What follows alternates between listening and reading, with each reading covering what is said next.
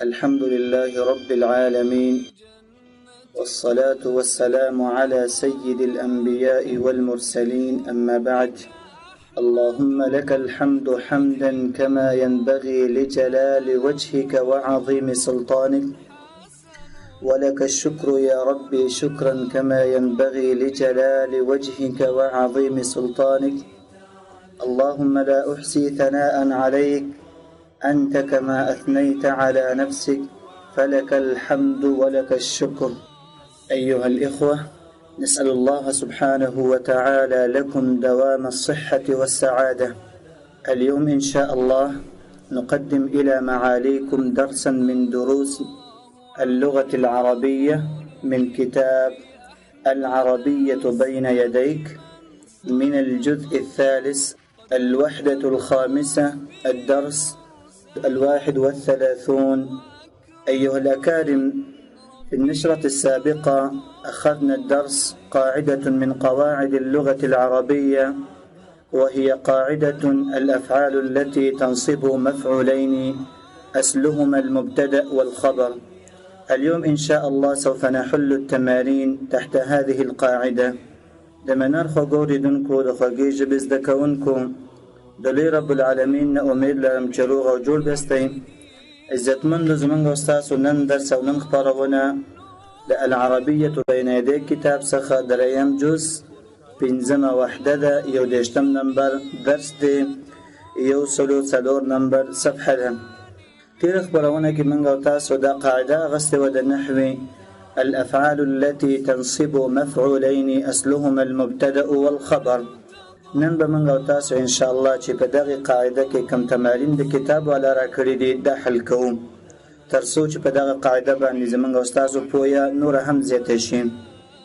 خلاصه د درس دا وتیره موږ تاسو ته کتاب ولا ول هغه افعال موږ تراو خودله چې دوه مفعول ته نسب ورکړي. افعال فعل مفرد دي، افعال جمع راځي. افعال موږ تاسو سره مختلف حالات دي. یو هغه فعل چې هغه ته فعل لازم ویل کیږي چې فعل او فاعل سره په جمله کې ذکر شي، معنا ورکړي. لکه موږ تاسو مثال اخلو جاء الولد، دا هم فعل له خودی ته کم فعل وی لازم فعل وی، ولی چې صرف جمله پوره شو په فاعل باندې مفعول به ته ضرورت پیدا نش. چې کله مفعول به ته ضرورت پیدا کیږي هغه فعل ته متعدی فعل وی. لکه مثال قرأ محمد، محمد اولستو، و جمله پورا نشو، معنی پورا ورنکله، اوریدون کې په صحیح پویا نشو، نو دا جمله محتاجه ده مفعول به ته چې مفعول به ذکر شي چې جمله معنا صحیح ورکی. نو قرأ محمد الدرس، اوس معنی صحیح ورکله. نو قرأ هم فعل ده ته کم فعل ویل کېږي؟ فعل متعدی. فعل متعدی هغه ته ویل کېږي چې مفعول به ته محتاج وي. دا به خپلو کې اقسام دي. یو هغه فعل متعدی دی چې یو مفعول ته ضرورت لري. بعضی هغه افعال دي چې هغه دوه مفعول غواړي. نو موږ تاسو په تیر خبرونه کې هغه افعال اغستیو چې هغه دوه مفعول ته ضرورت لري، او هغه دوه مفعول چې دی هغه اصل کې مبتدا او خبر دی. که فعل او فاعل حذف کې به مقد دوه مفعول چې تو ګوري هغه مبتدا او خبر دی. او چې کله هغه افعال چې موږ تاسو اغستیو لکه ظن، حسب، اتخذ، رأى، علم، رد، جعل، همدا قرنګي نور موږ تاسو افعال اغستیو. دا افعال چې کله داخل شي په دغه مبتدا او خبر باندې، نو اقا مبتدا نه اول مفعول به جوړي او د خبر نه مفعول به ثاني جوړي. نو حکم کې هم تغییر راوستو، معنا کې هم لږ فرق راوستو، هم د قرنګي اعراب کې هم فرق راوستو. نو نن موږ تاسو ان شاء الله اقا تمارین حل کوو په دغه قاعده باندې ان شاء الله موږ تاسو پوه شو. هغه افعال چې دوه مفعول ته نسب فتحه ورکړي هغه کوم افعال دي؟ ظن، حسب، اتخذ، رأى، علم، رد، جعل، اتخذ. دا افعال چې کله په مبتدا او خبر باندې موږ تاسو داخل کو، نو خامخا د سره فاعل ضرورت دی. د فاعل نه وروسته د مبتدا نه به مفعول به اول جوړ کو، او د دوهم خبر نه به مفعول به ثاني جوړ کو، او دوانو ته فتحه ورکو. نو دغه افعال موږ تاسو ته راخی نو په دې باندې ان شاء الله زمونږ استاد زين بخلاص شوی. راځو اوس تمارین حل کوو. تدريبات. التدريب الأول يقول صاحب الكتاب: عين الأفعال المتعدية ومفعوليهما في الجمل التالية. عين الأفعال المتعدية ومفعوليها في الجمل التالية. كتاب ولا غختنكي ولان دي لس جملي دي ديك معلوم كسشي أفعال. كم أفعال؟ أفعال هم سره دو قسمه، یو لازم و بالمتعدي أفعاله. لازم هغه أفعال لي چې هغه صرف فاعل غواړي، مفعول به ته ضرورت ناراضي په جمله کې. متعدي هغه دی چې هغه فعل صرف په فاعل باندې جمله پوره کیږي نه، بلکې مفعول به ته هم ضرورت لري. نو لاندې جملو کې و هغه افعال مونږ ته معلوم کا چې هغه متعدي افعال دي چې مفعول به غواړي. ومفعوليها في الجمل التاليه.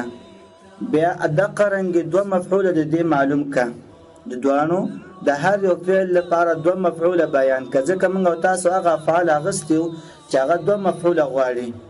دو مفعول ته تجاوز کوي، اول مفعول دوهم مفعول، او دغه دوانه مفعول اصل کې مبتدا او خبر دي. نو موږ نه غوښتنه دلته کوي چې په لاندې جملو کې فعل متعدي معلوم کا، همدا قرنګ د دې لپاره چې کوم دو مفعول دي هغه معلوم کړي چې اول مفعول کم دی دوهم مفعول کم دی. راځو ان شاء الله مقزره قاعده ده. اخلو هغه افعال زمونږ استاد بیا دي. اوله جمله کې سوی الجمل مفرد راځي جمله، الجمل دا جمع شوله.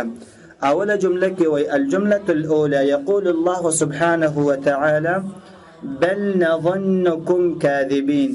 بل نظنكم كاذبين. دي جمله کې موږ تاسو فعل معلومو، هغه فعل چې دو مفعول ته نسب ورکړي. به اول مفعول معلومو، به دوهم مفعول معلومو. څنګه دي؟ اصل کې فعل چې دی ظن دی. ظن هغه افعال نه دي چې دو مفعول ته نسب ورکړي. ظن، حسب، جعل، راى، دا ټول موږ تاسو مخکې اغستیو. نو راځو اولنې مفعول کم دی. اولنې مفعول په دې کې ضمیر د کوم دی؟ انتم دا ضمیر دی. اصل کې داسې دی انتم کاذبون. انتم کاذبون.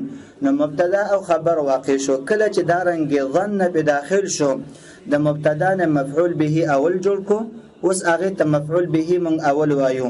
دلته ضمیر چې کوم دی دا په محل د نسب کې دی. ولی؟ ځکه په ځای د مفعول به اول کې راغلی دی، او مفعول به اول سوي هغه منصوب وي. نو دې ته مونږ سوایو مفعول به اول مفعول به، او دا رنګ دې ته منصوب وایو محلا. منصوب وایو محلا په ځای د نسب کې راغلی دی. نور خو ضمیر دی په هغه کې تغییر نشي راتللی. همدا قرنګ کاذبین دا اولادهم مفعول دی، دا هم منصوب دی او نسب په څه باندې دی؟ نسب په یا او نون باندې دی.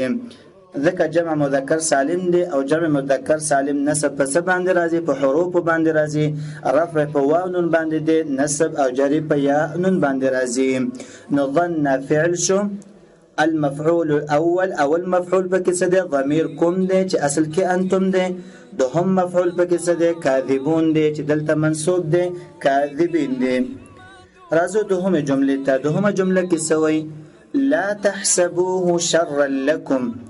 لا تحسبوه شرا لكم.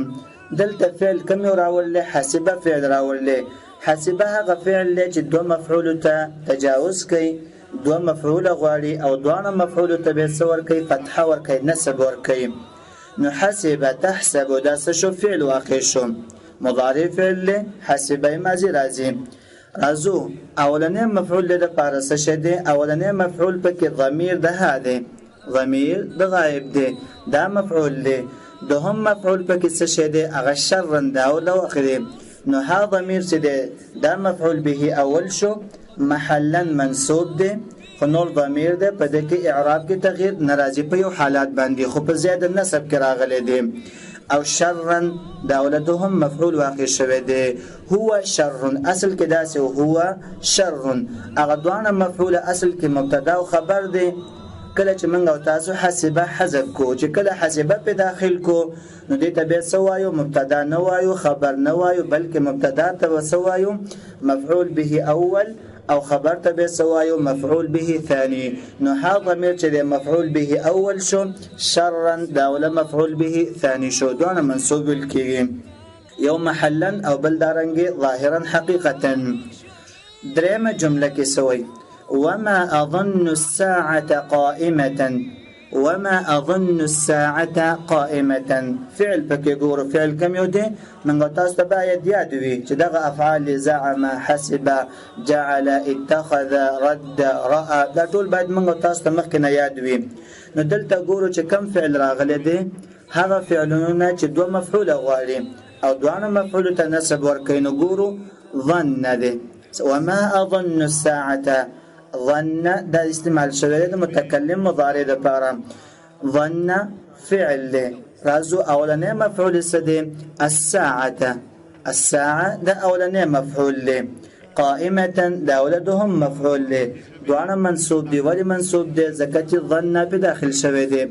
اصل کې دا څه دی الساعه قائمه، الساعه قائمه مبتدا او خبر دی، خو چې کله ظن په داخل کو نو بیا هغه ته موږ مبتدا خبر نه وایو بلکې مبتدا ته مفعول به اول وایو الساعه، او قائمون چې دا مخکې خبر واقع شوی قائمه وسوت سوایو مفعول به ثاني، دوانه منصوب وایو. وما اظن الساعه قائمه. څلورمه جمله کې سوی وجعلوا الملائكه الذين هم عباد الرحمن اناثا، وجعلوا الملائكة الذين هم عباد الرحمن إناثا. فعل كم يودي؟ اغا فعل متعدي من معلوم كيوه چې دو مفعول غواړي. فعل جعل دی، جعل سغواړي دو مفعول غواړي. اول مفعول سده الملائكة، دوهم مفعول سده إناثا، دوانه منصوب دی ځکه مفعول به سوی منصوب وي. اول مفعول به هم منصوب دی، دوهم مفعول به سده هم منصوب دی. او دوانه اصل کې چې کله جعل حذف کو منګه فعل او فاعل دوانه حذف کو نو بیا جمله څنګه ده؟ جمله مبتدا او خبر ده. الملائکه اناث، الملائکه اناث، خو چې کله جعل په داخل شو نو الملائکه مبتدا نه سجول کو مفعول به اول، اناثا نسجول شو مفعول به ثاني. پنځمه جمله ترازو الله رب العالمين سوي وتحسبونه هينا وهو عند الله عظيم، وتحسبونه هينا وهو عند الله عظيم.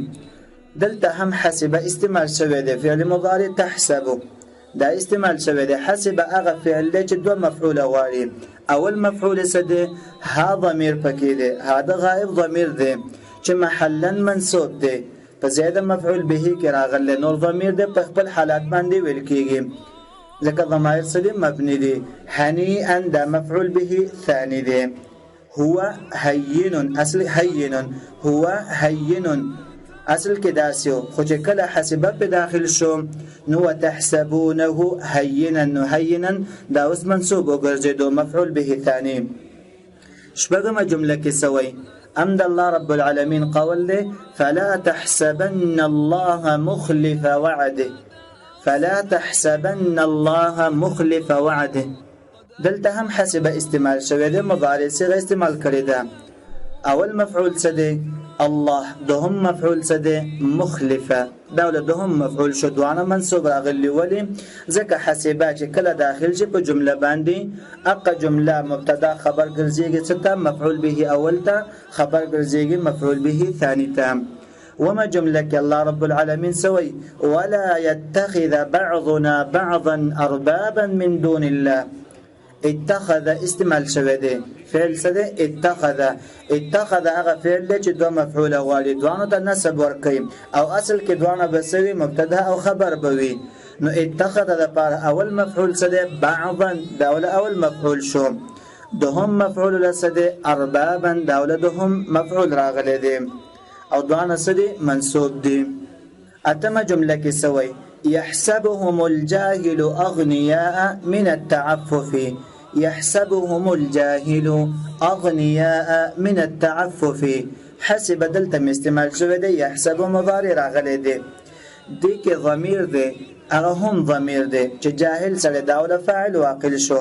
دا ګمان کوي په هغه خلکو باندې دا هم ضمیر باغ خلکو ته اشاره کیږي، غائب د پار استعمالیږي. لکه عام علما طالبان چې سوال نه کوي د خلکو نه، حیا ورزي عفت پکې ډیر زیات دی، خلکو ته هغه داسې مالدار ښکاري. نو حسب فعل دی، د هغه فعل دی چې دوه مفعول غواړي. نو اول مفعول څه دی؟ هم ضمیر دی چې محلا مفعول منصوب دی ځکه مفعول به اول دی. اغنیاء انداوله مفعول به ثاني دی. نهم جمله کې وای یا داوود انا جعلناک خلیفة، یا داوود انا جعلناک خلیفة. رازو فعل پیدا کو، جعل فعل، جعل فعل دی. نون پکې د متکلم د پاره استعمال شوی دی، فاعل ضمیر دی. قاف ضمیر چې د مخاطب د پاره استعمالیږي دا مفعول به اول دی، یعنی انت خلیفة. قاف ضمیر د مخاطب د پاره استعمال شوی دی، مفعول به اول محلا منصوب دی ځکه ضمیر دی په خپل حالت باندې دی. او خلیفة دا ولا مفعول به ثانی دی ځکه اصل کې دا خبر واقع شوی. لسمه جمله کې وای رأيت الله أكبر كل شيء، رأيت الله أكبر كل شيء، ما ویل چې الله رب العالمین د هر سیزنا لوی دی. رأى فعل توفق فاعل شو، الله لفظ جلاله دا چې د مفعول به اول شو، اکبر دا ولا مفعول به ثانی شو. رأى سکارکم دو مفعول تتجاوز کې دو مفعول غواړي، اول مفعول الله لفظ، دوهم مفعول اکبر. او دا دوانه مفعول اصل کې څه شي دي؟ مبتدا او خبر دي. اصل کې دسیو الله اکبر، الله اکبر، الله لفظ مبتدا واقع شو، اکبر دا ول خبر واقع شو. خو چې کله من رأى دا هغه فعل چې کله په جمله باندې داخل شي مبتدا او خبر دوانه سکه مفعول به ګرځي، یو اول مفعول بل دوهم مفعول او دوانو ته نسب ورکي. نو رأيت الله اکبر من كل شيء، وز بدا سوایو رأيت الله اکبر من كل شيء. او چې کله فعل او فاعل حذف کو، مثال رأيت حذف کو به څنګه وایو الله اکبر، نو دلته مبتدا او خبر واقع شو. دا خو ګورېدونکو موږ تاسو سره اول تمرین چې غوښتنه کړې وه هغه افعال متعدي افعال چې مفعول به غواړي، او بیا مفعول به کې هغه قسم چې دوه مفعول غواړي هغه موږ ته معلوم کړي. نو په دې کې ظن استعمال شوی، او حسب استعمال شوی، او جعل استعمال شوی، اتخذ استعمال شوی، او رأى دا استعمال شوی. نو هغې لپاره موږ تاسو اول مفعول دوهم مفعول را پیدا کړل چې دوانه اصل کې مبتدا او خبر. ننتقل الآن أيها الأعزاء إلى التدريب الثاني. يقول صاحب الكتاب في التدريب الثاني استعمل الأفعال التالية متعدية لمفعولين في جمل من إنشائك. استعمل الأفعال التالية متعدية لمفعولين في جمل من إنشائك. دوهم تمرين كي عزت من غختنا داكي استعمل الأفعال لاندي أفعال استعمالك التالية راتلون كي أفعال شاغت سدي ظن، حسب، اتخذ، رأى، علم، جعل، رد. ده هذا أفعال متعدية والكيجي چې دا مفعول به غواړي. افعال متعدیه هغه ته ویل کېږي چې مفعول به ته ضرورت لري. من تاسو بعضی افعال چې یو مفعول غوښتو خو دې ته موږ وګورو ظن، حسب، اتخذ، راى، علم، جعل، رد. دا هغه افعال چې دوه مفعول غواړي. بعضی تعلق د یقین سره ساتي، د زړه سره، بعضی تحویل سره د یو حالت نه بل حالت ته. نو سوي دا جملو کې استعمال کا متعدیه لمفعولین چې دوه مفعول ته متعدی وي دا افعال في جمل من انشائك جملو کې استعمال کا جملې د ځان نه جوړې کا. راځو عزت مندو دې کې جملې جوړو. ظن کې جمله جوړو څنګه وایو؟ ظن الطالب الامتحان سهلا. ظن الطالب الامتحان سهلا. جمله بدا سوایو ظن فعل شو، الطالب داول فاعل واقع شو ځکه هر فعل څه غواړي؟ فاعل غواړي. الامتحان داول څه واقع شو؟ مفعول به اول ذکر. ظن هغه فعل چې دا دوه مفعول غواړي. نو الامتحان داول اول مفعول شو. دې اعراب څنګه کو؟ دا به منصوب وایو. ولی؟ ځکه مفعول به همیشه لپاره منصوب راځي. نو الامتحان وایو. الامتحان نشو وایلی، الامتحان نه وایو، زیر او پیش به نه ویل کېږي. کوم ویله موږ به خطا کړی وي. سهلا داول دوهم مفعول واقع شو. ځکه ظن هغه فعل چې دا دوه مفعول غواړي، نو الامتحان یو مفعول شو، سهلا دا اولادهم مفعول شو. او الامتحان سهلا دا په اصل کې دا جمله چې و مبتدا او خبر و، مخکې د دینه چې ظن چې دا مونږ په دې داخل کو. راځو اوس ګورو دا ظن لري که فعلم لري که الطالب فاعلم لري که، نو بیا جمله څنګه ویل کېږي؟ بیا به داسې وایو الامتحان سهل. الامتحان سهل. ولې داسې وایي؟ ځکه اوس دلته مبتدا او خبر واقع شو، ځکه الامتحان په دې باندې د جملې شروع وشوله، دې ته مبتدا وایو. د امتحان په باره کې زه اوس خبر در کوم چې هغه څه شی دی؟ سهلون. دې ته خبر ویل کېږي. او موږ سره قاعده ده چې مبتدا مرفوع ویل کېږي، هغې باندې من پیش وایو الامتحان، او سهل خبر مرفوع ویل کېږي، د باندې من پیش وایو. خو چې کله اوس هغه فعل په داخله او چې هغه ظن فعل دی، نو ظن هغه فعل دی چې دا دوه مفعول غواړي، نو د اول مبتدا نه به مفعول به اول جوړ کو، او د خبر نه به څه جوړ کو؟ مفعول به ثاني جوړ کو. نو بیا به داسې وایو ظن الطالب الامتحان سهلا. همدا قرنګ بل مثال ظن المدير الطالب نشيطا. ظن المدير الطالب نشيطا. ظن فعل شو، المدير فاعل واقع شو، الطالب دا مفعول به اول شو، نشيطا دا ولا مفعول به ثاني شو. ولي ذکر ظن هغه فعل چې دا دوه مفعول غواړي، اول مفعول او دوهم مفعول. او مفعول به څنګه وایو؟ په د باندې فتح وایو، ځکه همیشه لپاره مفعول به منصوب دی. اصل کې داسې دی ظن لري که فاعلم لري که المدير ته، نو څنګه پاتې کېږي؟ الطالب نشیط. به بداسې وایو الطالب، په دې باندې هم پیش وایو نشیط، په دې باندې هم بیا مونږه پیش وایو، ځکه مبتدا او خبر شو. از دوهم جمله ته دوهم فعل مونږ سره څه دی؟ حسب. حسب الاطفال الحياه سعيده. حسب الاطفال الحياه سعيده. ماشومان ګمان داسې وکړو چې دا جون خوشاله دی، ښه جون دی. حسب فعل شو، الاطفال داوله فاعل واقش. حسب فعل ماضي ده مبني بفتحه باندې ده. الاطفال فاعل ده، فاعل څنګه ویل کېږي؟ مرفوع ویل کېږي. الاطفال وایو.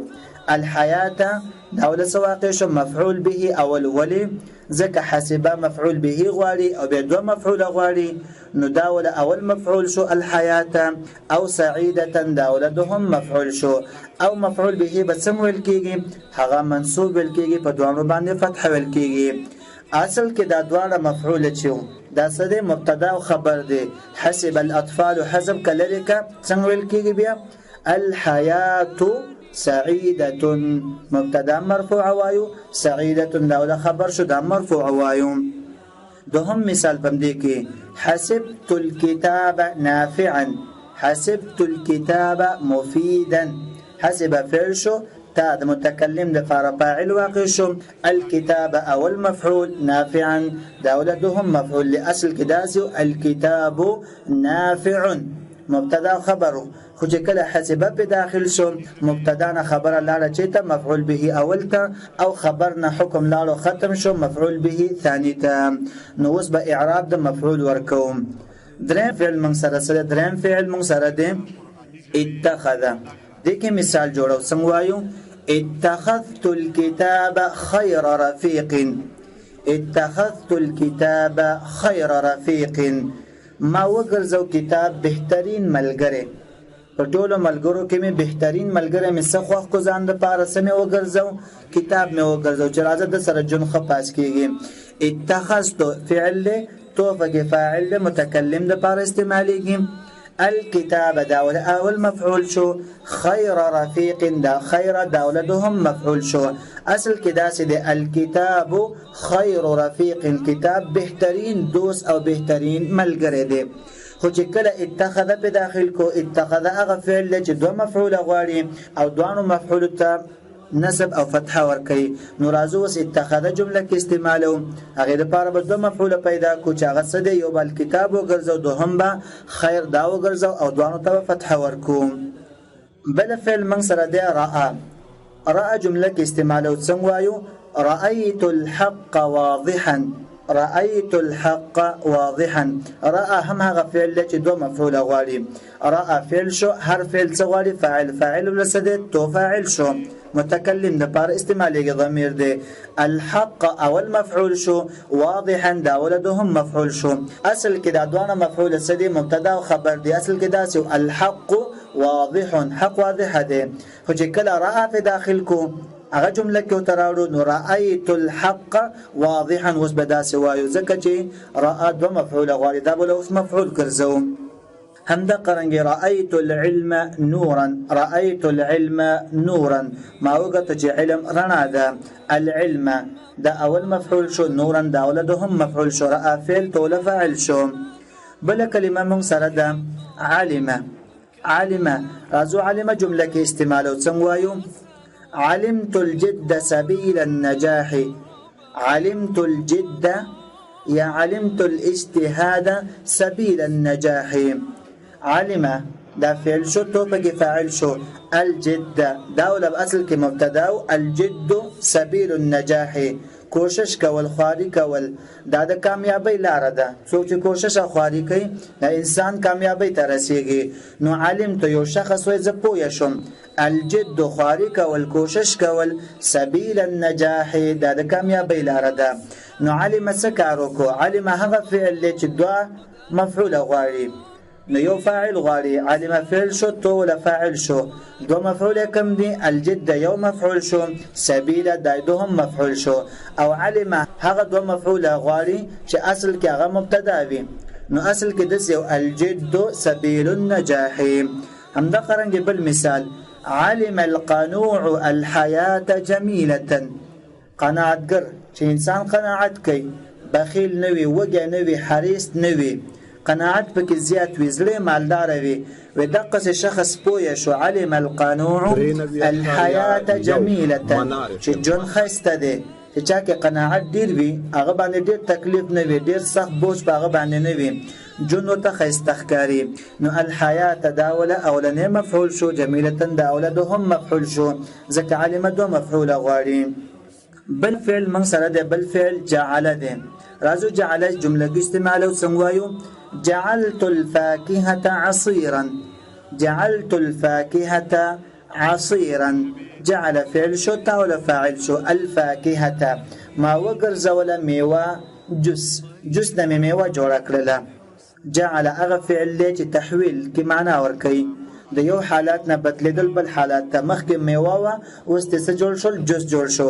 جعلت الفاكهة عصيرا میوه می وګرځوله هغه نه می جس جوړ کو.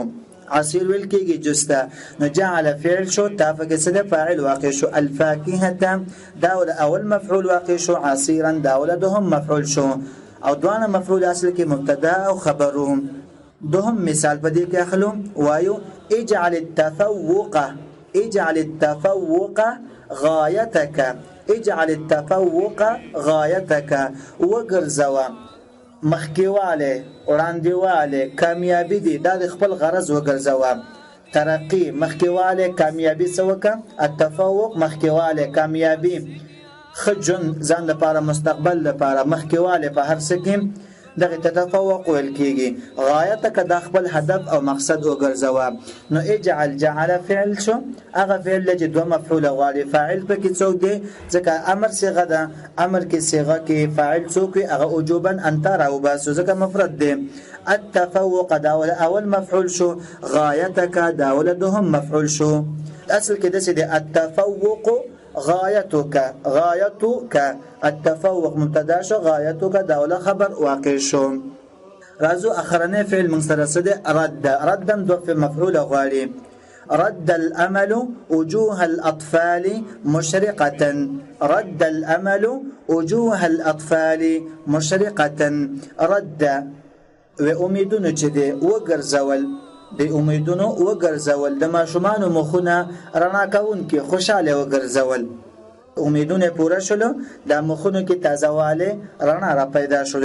نو رد فعل شو، الامل داول فاعل واقع شو، وجوه اول مفعول شو، مشرقة دا ولدهم مفعول شو اصل کې د څه دی وجوه الاطفال مشرقة وجوه الاطفال مشرقة چې کله فعل او فاعل حذف کې رد حذف کې نو بیا دغه جمله دوانه مفعول څنګه راځي دوانه یو مبتدا ده بل خبر دی وجوه مبتدا شو مشرقة دا ول خبر شو نو بیا دا څه ویل کېږي وجوه الاطفال مشرقة خو چې کله په رد داخل کو نو هغه کې تغییر پیدا کو اعراب کې هم پیدا کو حکم کې هم پیدا کو اعراب څنګه ویل کېږي رد الامل وجوه الاطفال مشرقة ولي او حکم به څه کې د تبوس من مفعول به اول وایو وجوهته او مشرقة د تبو من تاسو مفعول به ثاني وایو نو موږ تاسو باید طریقه څنګه شولل ان شاء الله دغه خلاصه ده چې دغه افعال ممتیادي فعل سو قسمه شو دو قسمه یو فعل لازم دی فعل لازم هغه ته ویل کېږي چې جملې سره صرف فاعل ذکر شي معنا پوره ورکړي مفعول به ته اجت نه لري یو فعل متعدی دی فعل متعدی هغه ته ویل کېږي چې هغه فاعل سره ذکر شي معنا پوره نه ورکړي بلکې مفعول ته ضرورت لري نو کله فعل څه غواړي یو مفعول غواړي کله مفعول دو مفعول غواړي کله بدري مفعول غواړي نو موږ تاسو اقا افعال ذکر وام غستل چې هغه دو مفعول غواړي دغه افعال باید زموږ تاسو یاد وي کتاب ولا لګرا غستې په نور زینو کې نور هم شته دي اتخذ حسب ظن راى علم الف رد جعل هم دغه رنګ نور هم موږ تاسو راشته دي خو دغه به صرف د خپل مناسب وخت کې ازدکو چې دا مزدکو نو بیا به جمله کې ګورو چې آیا دا خو دو مفعول غواړي یا کله موږ دا استعمالو د لپاره باید موږ دو مفعول را پیدا کوم یا جمله کې پیدا کړل د لپاره به فعل وګو دا به فعل وګرځو د لپاره فاعل پیدا کو د فاعل نو وروسته به اول مفعول پیدا کو به دوهم مفعول پیدا کوم به چې کله تلفظ وکاو انه مقصب وایو فعل په خپل حالت اعراب کې وایو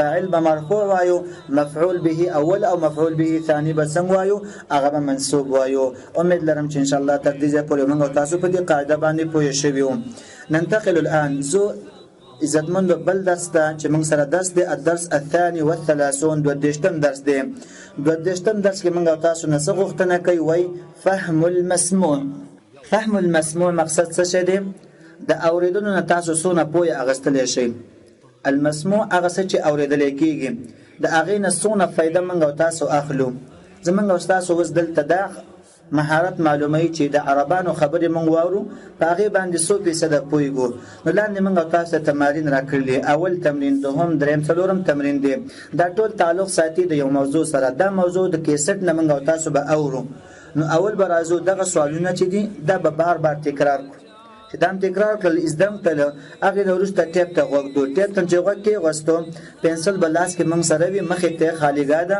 ګورو چې آیا مونږ اول تمرین کې غوښتنه څه کوي اجب بوضع علامه صحيح او خطا یا صحیح نه خکیده یا خطا نه خکیده نو کیسټ نه اورو چې هغه موضوع څنګه وړاندې کوي دلته ګورو چې دا جمله د کیسټ سره مناسبه ده موافقه ده صحیح نه خکدو که خطا و به ته خطا نه خکدو نو اوله جمله کې سوی قلل الناس من القراءه بعد ظهور الحاسوب والشبكه الدوليه ودخل كل لستنه کما شوی ده کله چې لپټاپ راوتلی کمپیوټر راوتلی حاسوب کمپیوټر ته او دارنګ انټرنیټ راوته دویم کې سوی يجب ان نعود ابناءنا القراءه في سن مبكره وواجب دې موږ لره چې خپل بچي امختکو درو کوټوالینه د اول مخکینی عمرنا مخکی عمرنا چې ماشومتوب عمر دی په دې وخت کې باید موږ تاسو ماشومان امختکو دریم کې سوی ازدادت نسبه القراء بين المراهقين اغه لستون کې زیات شوی دی اغه لستون کې چې اغه دارنګ بلوغ تر رسل مراهق هغه چاته ویل کیږي چې د ماشومتوب مرحله نه وته وي او مکمل ځواني ته نه وته نه ویل دغه ته مراهق ویل کیږي نه بالغ شوی وي څلورمه جمله کې وای يتعلم الطفل القراءه بسهوله الماشوم په اسانه زده کړه کول شي پنځم کې وای يقبل الطفل على القراءه اذا كان البيت قارئا شپږم کې وای يجب ان تكون قراءه الطفل في البدايه للمتعه باید چې په ماشومتوب کې زده کړه سوي داغه نه خون ماشوم واخلي ترتیشه مختشده لستلو سره وم کې وای يتعلم الطفل القراءه بالضغط والاكراه وماشوم چې زده کړه کوي لستل زده کوي بالضغط په زور سره والاكراه په اجبار سره دوه زور د پاره استعماليږي اتم کې وای تدریبات الفهم تحبب القراءة للطفل. تدريبات الفهم تحبب القراءة للطفل. هغه تدریبات د پوهې دپاره چې دی دا ماشوم ته څه کوي، زده کړه کوي او ته محبت پیدا کوي چې د هغه سره مینه محبت د لوستلو سره پیدا شي. همدغه رنګې دوهم تمرین کې غوښتنه کوي اختر الجواب المناسب بوضع دائرة حول الحرف. موږ او تاسو ته جمله راکوي، بیا په هغې کې اجزا راکوي، یو جز صحیح کېږي، هغه جز نه ویې څه وکړئ کاړی چاپېر کړي. راځئ عزتمندو ټول په شریکه باندې د کیسټ درس اورو. موږ او تاسو باید څه وکړو، دغه جوابونه حل کړو. بیا انشاءالله په بله خپرونه کې دوباره همغه د کیسټ درس موږ او تاسو خپله وایو، بیا حل کوو دوباره انشاءالله. راځئ غوږ دو د کیسټ درس ته. الوحدة الخامسة، الدرس 32. استمع إلى النص ثم أجب عن الأسئلة التالية. كيف يحب أطفالنا القراءة؟ مما لا شك فيه أنه بوجود الشبكة الدولية والحاسب الآلي والفضائيات تكاد القراءة تنهزم بوصفها وسيلة للمعرفة والمتعة، فهي تكاد تختفي أمام المنافسة الشديدة مع وسائل المعرفة الحديثة. ولكن خبراء التربية يشددون على ضرورة الاستمرار في القراءة، ويلحون على الأهل بضرورة تعويد أبنائهم منذ سن مبكرة حب الكتاب واللجوء إليه للحصول على المعلومات. ولو قارنا بين القراءة وبين هذه الوسائل لوجدنا أن القراءة تتمتع ب7 مزايا تجعلها تتفوق بها، وهي حرية الاختيار، وحرية الوقت والمكان، والرخص واليسر، والبقاء ودوام الاقتناء، وسهولة المراجعة، وسلامة اللغة، وسهولة الترسيخ في الذاكرة. وتعود أهمية الكتاب ليس لأنه مصدر للمعرفة فحسب، بل لأنه وسيلة مهمة لتنمية الخيال وإثرائه وزيادة مقدرة العقل على التفكير والاستنتاج. وما يزيد من قلق الاختصاصيين هو الانحدار الواضح في نسبة القراءة بين المراهقين، حيث إنهم جيل التلفاز، وتزداد نسبة الخطر الآن بوجود الشبكة الدولية حيث يسيئون استخدامها. ولكن يبقى الأمل معقودا، حيث بالإمكان غرس حب القراءة في الأطفال بقليل من الصبر والتخطيط. القراءة في حد ذاتها ليست عملا يسهل تعوده، بل يتطلب كثيرا من الدأب والمثابرة والحيلة من طرف الأهل لتوجيه الطفل نحوها بأسلوب محبب دون ضغط أو إكراه. لذلك ينصح التربويون الأهالي بعدم الربط بين القراءة بوصفها متعة والقراءة بوصفها مهارة ضرورية لإتمام عملية النجاح والتطور الدراسي. وإن لجو الأسرة دورا أساسيا في تهيئة الطفل لتعلم القراءة وتعويده عليها، فإذا نشأ الطفل في جو لا يكترث بالقراءة فلا أبوان يقرآن ولا تقع عين الطفل في البيت على مجلة ولا كتاب، فكيف سيتعلم القراءة؟ وأن له أن يحبها. إن الأبوين القارئين يساعدان أولادهما على حب القراءة. ويقدم خبراء التربية 14 وسيلة تساعد الأمة على غرس متعة المطالعة والقراءة لدى الأطفال، وهي: على الأم ألا تقطع على طفلها القراءة من أجل شرح معاني الكلمات الصعبة، لأن الطفل لا يحتاج كثيرا إلى التعرف إلى معاني الكلمات، فجرس الكلمة وصوتها يعطيان الطفل مجالا للتوصل إلى مدلولها. ورغبة الشرح الزائد تقتل عنده رونق القراءة وتقطع عليه سحر التخيل. لا تطلبي منه أن يقص القصة التي قرأها بشكل مباشر، ولا تطرحي عليه الأسئلة بصورة منتظمة، فالقراءة هنا يجب ألا تتحول إلى قراءة نص وحقل اختبار لمعلوماته المدرسية. شاركيه قراءاته، وحاولي أن تطلعي على كتبه التي يقرأها إذا دعت الحاجة، وحاوريه بذكاء عن موضوعاتها. قاسميه متعة وسعادة القراءة، كأن تقولي له: تعال نجلس في الصالة لنقرأ معا لمدة ساعة، فهذا يعوده الانضباط والانتظام لوقت محدد. تابعي له قراءة القصص المسلية بنفسه، حتى لو كان يملك مهارة القراءة، فقد يساعده أسلوبك الشيق في التعبير عن أجواء القصص، فيشد اهتمامه إليها ويرغبه في متابعتها حتى النهاية. وتوقفي عن القراءة بنفسك متى أصبح في الصف الثاني الابتدائي، حتى يألف عملية التعرف إلى شخصيات القصة بنفسه، ويصبح بمقدوره عندها إنهاء القراءة وحده. ومن أجل توسيع دائرة معارف طفلك، أشركيه في مجلات دورية ملائمة لعمره، إذ كلما تنوعت مصادر القراءة بشكل جذاب وهادف استمتع بالمطالعة وأصبح شغوفا أكثر بالمعرفة. حاولي أن تصطحب ابنك إلى المكتبة، ودعيه يختار قصصه المفضلة ومن الجناح الخاص الذي يتناسب مع سنه وقدراته اللغوية والفكرية، وتجنبي ما يفوق مستواه كي لا يرهق وتموت بالتالي رغبة القراءة عنده. وحفاظا على جاذبية القراءة، لا ترغميه على قراءة كتاب ضجر منه أو وجده مملا، بل استبدلي فورا به قصة أكثر طرافة تعيد له المتعة والتسلية. واسمحي له بين الفينة والأخرى بالعودة إلى كتاب دون مستواه سبق أن قرأه، فله الحق في ذلك. اقترحي عليه على سبيل المثال أن يقرأ قصة لأخيه الأصغر منه، فهذا يعطيه إحساسا بالتقدير ويعزز ثقته بنفسه. لا توجهي له ملحوظاتك لدى تكراره قراءة قصة ما 10 مرات، لأن الأطفال يعشقون تكرار انفعالاتهم وإعادة تجربة الأحاسيس الممتعة.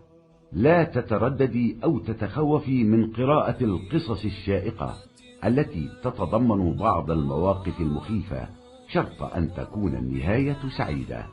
فالقصة هنا تغدو مسرحا يفرغ فيه شحنات العدوانية والقلق، حيث يسقطها على شخصيات القصة، وهذا يساعد الطفل على النمو عاطفيا. أكملي فترات القراءة النهارية بفترات مسائية تقومين فيها بابتكار قصص جديدة من نسج خيالك، لأن الأطفال يحبون صنع الشخصيات والأمكنة لاختراع المغامرات الشيقة فيها. عودي طفلك احترام مواعيد القصة أو فترة القراءة، وأتيحي أمامه المجال لنسج أو تأليف قصة يقوم هو بأدائها وتمثيلها على طريقته الخاصة. اختاري له قصصا موجزة ومختصرة عن سيرة النبي صلى الله عليه وسلم وصحابته، وعن تاريخنا الإسلامي الحافل، حتى يقف على الدرب الصحيح الذي سيوصله بعون الله إلى الثقافة المطلوبة بعيدا عن سفاسف الأمور. والآن بعد أن استمعت إلى النص، أجب عن الأسئلة في كتابك. جزاكم الله خيرا، شكرا. امید لرم چې ان شاء الله کې زړه درس به اوریدلې وي، خصه مکمل او پوه شوي به هم ستئ، خو چې کوم ځای کې خطا و موږ تاسو ساوه شوي ان شاء الله په بل خبرونه کې هغه موږ تاسو به دوباره صحیح کو. هر ځای کې چې ایست د منار خو ګوریدونکو په رب العالمین باندې سپارم، تل لپاره عزتمن خوشاله کامیاب آباد اوسئ. والسلام علیکم ورحمة